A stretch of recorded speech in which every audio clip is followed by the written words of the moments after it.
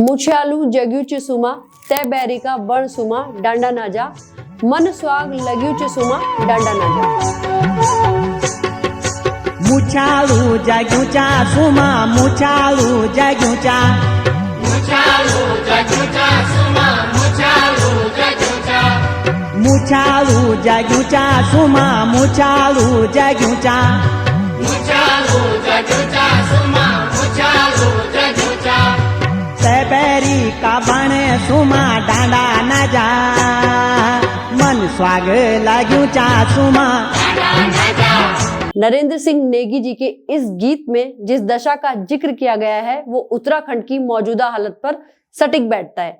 नमस्कार दगड़ियों, मैं नलिनी गोसाई और आप देख रहे हैं हमारा खास कार्यक्रम यूथ है भी सुना।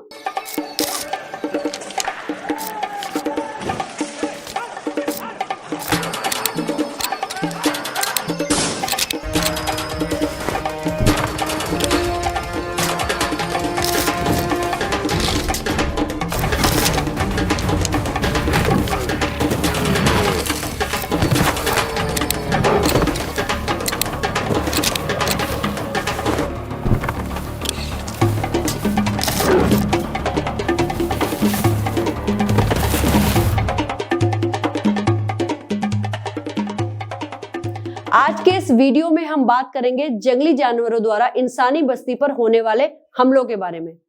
हाल ही के कुछ दिनों में देहरादून के सिंधोवाली और कैनाल रोड पर गुलदार ने बच्चों पर हमले किए। फोटो खींच आगे से पीछे से। एक मिनट भाई। वो कितना यार भयानक मार दिया यार, बाप रे। आ रहा है बेटा, है इमरजेंसी आ रही है। ऐसे कहो नहीं भागो भाई। हाँ यहाँ आग के पास बैठा हुआ भाई। हाँ यहाँ से खाते यार भाई, यहाँ ले आओ, यहाँ ले आओ, आग जला रखे ना। बाप रे, आग जल रही है। चलो वहाँ जिसको लेकर लोगों में दहशत बढ़ती जा रही है। गुलदार अब तक विभागों की पकड़ से दूर है। उत्तराखंड में नरभक्षियों की कहानी कोई नई नहीं है।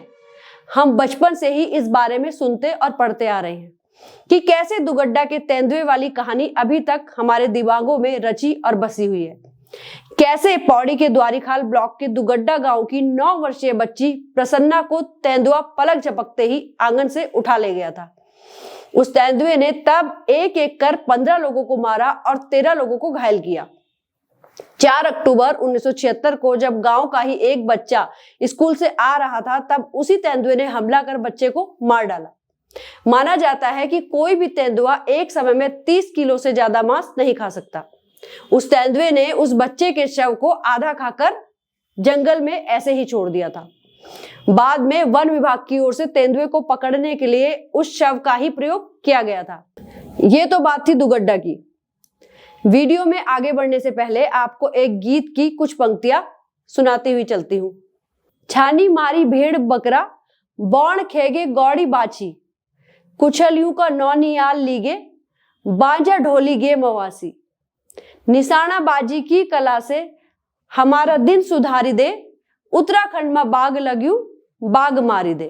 छन्यू मार्या भेरा बकरा बोण खेगे गौड़ी बाछी कुचलियों का नौन्याल लीगे बांजा धोली गे मवासी निशाना बाजी की कला से हमारा दिन सुधारी दे उत्तराखंड में बाग लग्यू बाग मारी दे। उत्तराखंड में बाग लग्यू बाग मारी दे मन स्वाग मारी दे। उत्तराखंड में तेंदुए के आतंक से एक समय में लोगों के भीतर इतना भय बैठ गया था कि उस समय के प्रसिद्ध शूटर जसपाल राणा को मनाने के लिए इस तरह के गीत लोगों की जुबान पर थे। नरभक्षी तेंदुओं का आतंक कोई नया नहीं है। वर्ष 1918 से लेकर 1926 तक रुद्रप्रयाग के गुलाब राय में एक तेंदुए का बड़ा आतंक था।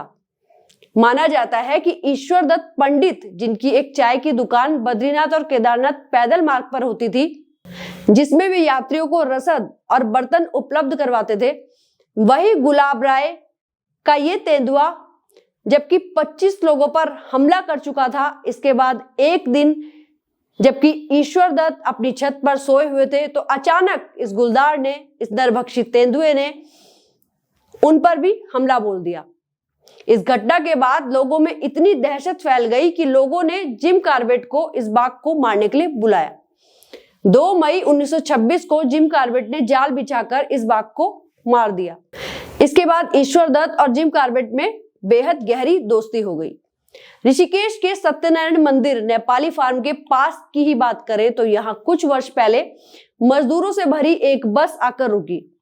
इनमें से कुछ मजदूर नेचर्स कॉल के लिए जंगल गए। इन सब मजदूरों में से एक मजदूर वापस नहीं लौटा। कुछ समय बाद उसकी लाश जंगल के पास से बरामद हुई। आश्चर्य की बात तो यह है कि ये तेंदुआ अब तक पकड़ में नहीं आ पाया है और एक के बाद एक लगातार 8 से ज्यादा लोगों को अपना निवाला बना चुका है। हरिद्वार ऋषिकेश आने जाने वालों को राजाजी नेशनल पार्क की सड़कों पर जंगली जानवर प्रभावित क्षेत्र में इनसे सावधान रहने को लेकर अक्सर आपको साइन बोर्ड पढ़ने को मिलते होंगे। कहानी में आगे बताते हुए आपको हिंदी सिनेमा जंगल और जंगली जानवरों पर बनी एक फिल्म शेर दिल दा पीलीभीत सागा का एक दृश्य दिखाते हुए चलती हूँ। हुजूर, हमारा गांव झुंडाव जंगल से सटा हुआ है, जंगल के बिल्कुल समीप। हमारे बाप दादा पुरखे न जाने कितने सालों से वहां रह रहे हैं और हमारा और जंगल जानवर का रिश्ता बड़ा मधुर था। इधर कुछ सालों से समस्या शुरू होने लगी। जब जंगली जानवर हमारे खेतों में आ जाते हैं तो हमारे नौजवान बच्चे, इनको लगता है कि हमारे दुश्मन हैं। जानवर को देखते हैं इनको मारो मारो मारो। हुजूर, हम भी कुछ दिन और रात जंगल के भीतर गुजारे तो समझ नहीं आया कौन किसका दुश्मन है। जानवर हमारे इलाके में घुस रहे हैं कि हम उनके इलाके में घुस रहे हैं। सब कुछ हो रहा है जंगल के पार, उस पार जो हमें दिखाई नहीं दे रहा है, जिसके चलते अपनी भूख मिटाने जानवर गांव की ओर भाग रहे हैं, गांव वाले शहर की ओर भाग रहे हैं और शहर वालों की भूख है जो मिटती ही। किसी ने बड़ा सच कहा है कि आज भी हमें समझ नहीं आ रहा है कि जंगली जानवर हमारे क्षेत्र में घूम रहे हैं या हम उनके क्षेत्रों में अपना आधिपत्य जमा रहे हैं। आधुनिकीकरण के इस जमाने में हमने जंगलों का इस कदर कटान कर दिया है कि हम इंसान जानवरों की बस्ती को उजाड़ बैठे हैं। इंसानी प्रवृत्ति होती है कि किसी भी एक्शन का रिएक्शन तुरंत देना, हम तत्पर रहते हैं इसके लिए। तो क्या यही भावना जंगली जानवरों में नहीं हो सकती? जाहिर सी बात है कि यदि हम उनका घर उजाड़ रहे हैं तो उनका भी रिएक्शन हमको कहीं ना कहीं झेलना ही पड़ेगा, क्योंकि पहले हम उनके घरों में घुसे और अब वो हमारे घरों में घुसते जा रहे हैं। जिन परिवारों को हानि हुई, जिन्होंने अपना बहुत कुछ खोया, हम उनके दुख में उनके साथ हैं और सरकार से यह अपील करते हैं कि इस ओर विशेष ध्यान दिया जाए, ताकि ना तो हम इंसानों को इन जानवरों की वजह से कष्ट झेलना पड़े और ना ही इन जानवरों को हम इंसानी प्रवृत्ति की वजह से दिक्कत हो। आपको हमारी वीडियो कैसी लगी, अपनी राय हमें कमेंट के माध्यम से जरूर दें। जिन्होंने चैनल को सब्सक्राइब नहीं किया है वो जरूर इसको सब्सक्राइब कर लें, ताकि आगे आने वाली वीडियो के नोटिफिकेशन आप तक आते रहें। धन्यवाद।